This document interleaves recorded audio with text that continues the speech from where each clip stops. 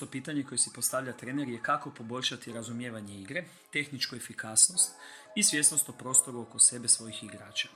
Možemo slobodno reći da su upravo te vještine razlika između amatera i profesionalaca. Kroz ovaj video ćemo demonstrirati vježbu kojom možemo na vrlo jednostavan i efikasan način razvijati igračevu nogometnu inteligenciju i tehničku izvedbu.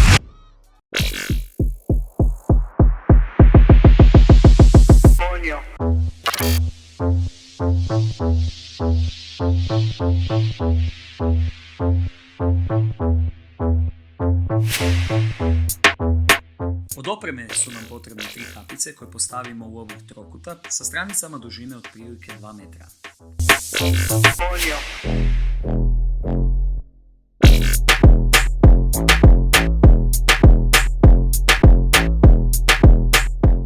Vježba se izvodi na način da 2 igrača surađuju primopredajom lopte stvarajući linije dodavanja kroz kanale. Igrači koriste tehniku primanja lopte unutarnjim i vanjskim dijelom stopala.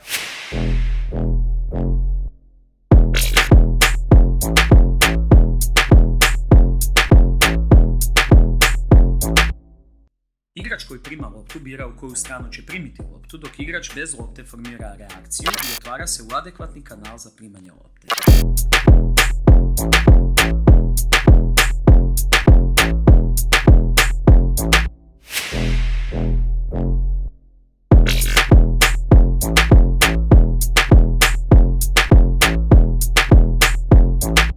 U finalnoj varijanti vježbe igrač prije primanja lopte pogledom preko ramena provjerava okolinu oko sebe kako bi u svakom trenutku bio svjestan svih događaja oko sebe, što će mu u nogometnoj igri biti od esencijalne važnosti.